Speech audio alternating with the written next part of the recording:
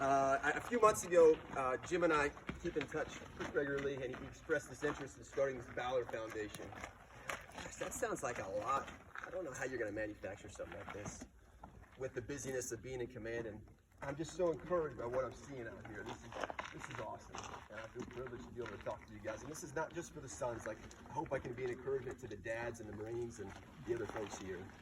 I'm not uniquely qualified to talk to you. In fact, most of the people I've talked to are super impressive. I think any one of you. And thank you, Nate, for talking last night. That was encouraging to me. So I'm going to talk about 15 minutes, and really, I just want to talk about the most important thing in my life. I Googled, or I went to your Facebook page, which is amazing that Jim has a Facebook page. And it said the Valor Foundation is dedicated to helping young men develop character, life skills, and grit in order to lead in the community and our nation. I think it says to serve and to lead. Okay, that's the mission statement of the Valor Foundation, this growing group of men. So what can I speak on that would be helpful to everybody here? And it's a wide range. I'm like, well, how's that going to work? We got little guys and old guys and everybody in between. So what would be useful to everybody? So I thought I would just talk about what's most important in my life. Most important. There's a lot of important things. I've got a wife and a kid, or lots of kids, a job. What's most important? How I can encourage you to chase after in your life. Who's the youngest guy here? Probably me. How old are you? 8. So whether you're 8 years old or 42 years old, or I don't know how old Jim is, like to chase after what's most important. Because this life is going to distract you. Whether you're old or young, you're going to be distracted by a lot of stuff. Some bad stuff, some really good stuff. I've been distracted by a lot of good stuff, but I forget what's best. So I want to focus in on leadership this morning. And there's a lot of leadership training here. The Sergeant Major could probably give a 3-hour class on leadership right now. So I am not an expert on leadership, and I would venture to guess the longer you're in leadership, I just meant taking command. Like, I bet there's a ton to learn throughout our whole lives on leadership. So I don't think you ever really have it dialed in completely. I certainly don't. But I want to talk about a couple things on leadership. So let me just throw a question out to the whole group. Like, what does it take to be a leader, a good leader? Give me some ideas. There's a lot here. So what would you say is essential to be a good leader? Yeah.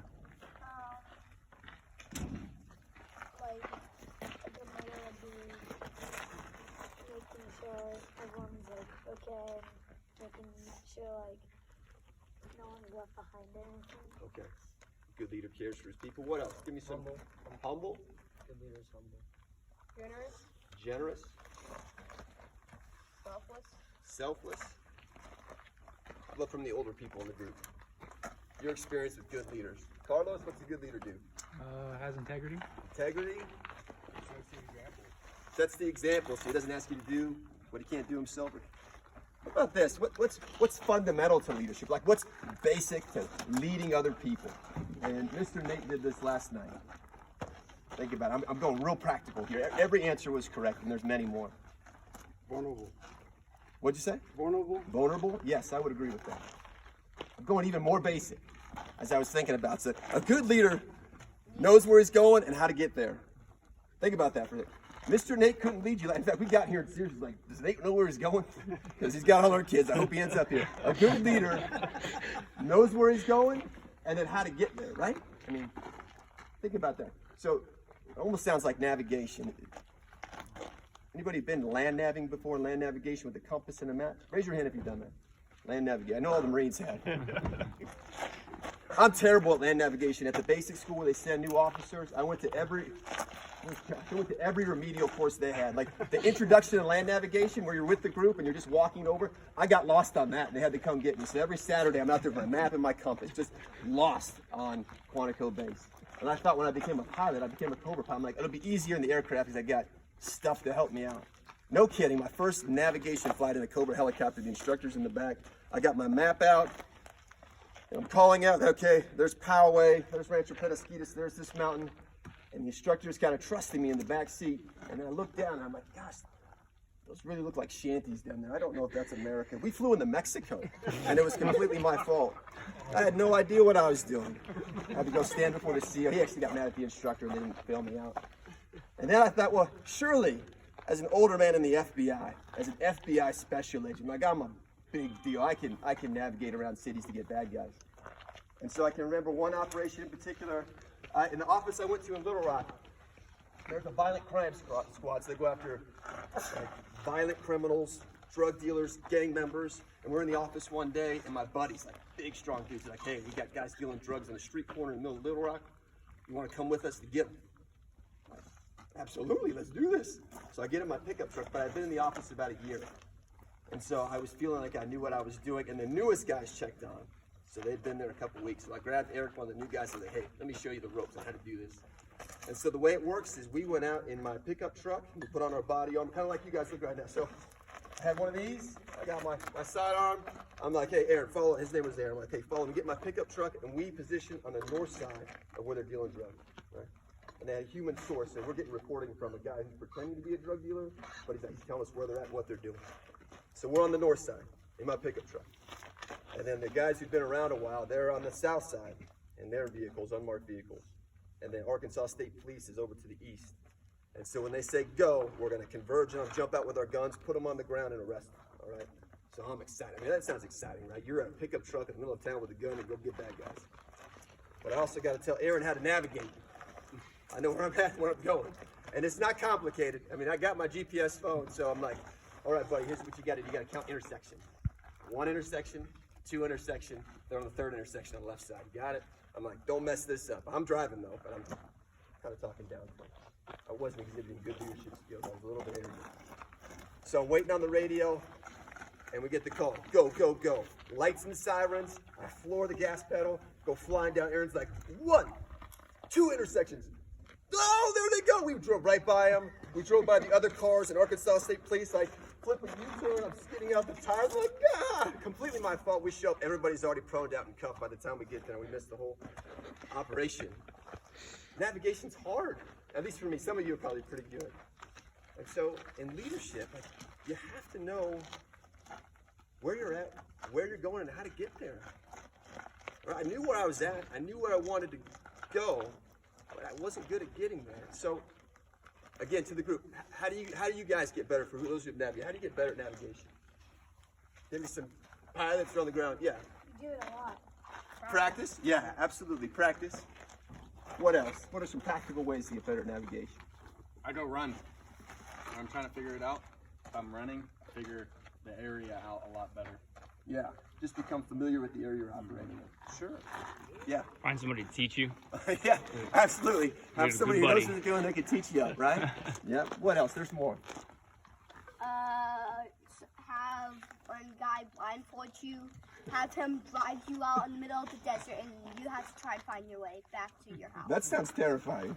That's it. Yes. But first, call your buddy. Hey, be at this intersection. I'll try and get my body to that intersection. Then you can pick me up and take me back to my house. That's intense. Oh, I like it. Yeah. Maybe go drive out somewhere and then have someone else who knows exactly where you're. If you were to go straight to this specific location and they know exactly where they're going, Yeah. and have you point to them and do that a few times so you know kind of where you're going if you were to go in a straight line. I would agree. Maybe you were so pumped that you wanted to do it so bad you just missed it. Yeah, well, yeah, that's absolutely true. They gave me a super hard time in the office. I wasn't invited to go out on the next operation.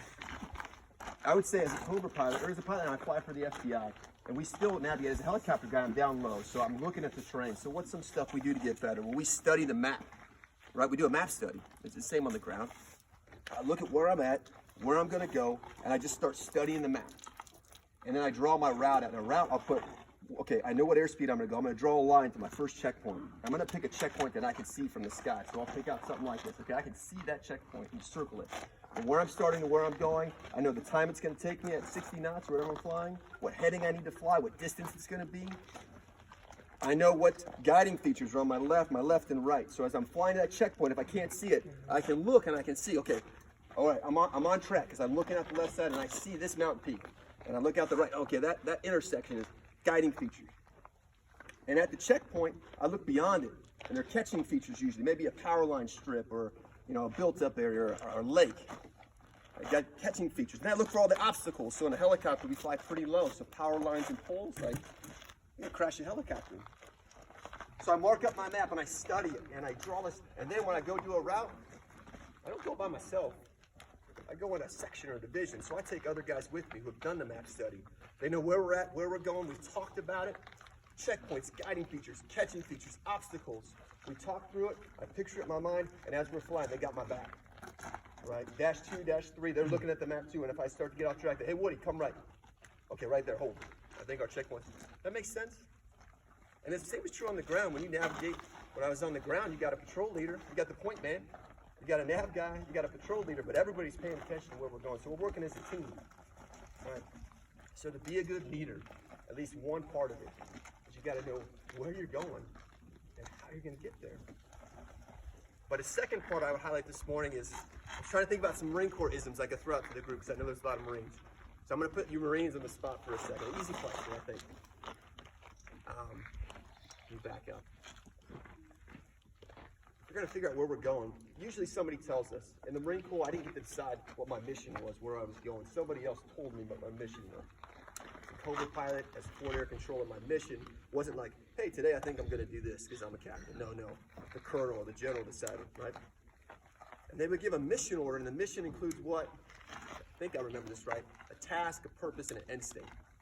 A mission in the Marine Corps. I'm going to give you a task. Okay, man, your task today is to take that building right there with your buddies. All right? The purpose is to eliminate all the enemies in that building. The end state, no more enemies in that building that can fight against that. Task, purpose, end state. So very clearly articulated. But what is commander's intent? So this is my question for the Marines. What's commander's intent? Anybody? Older guys. Purpose, It's a center of gravity, critical vulnerability, command end state. Way more than I had anticipated. yeah, but it's just a general. It's a broad. Hey, this is what we want to accomplish. Yeah. Anything else? A guiding principle.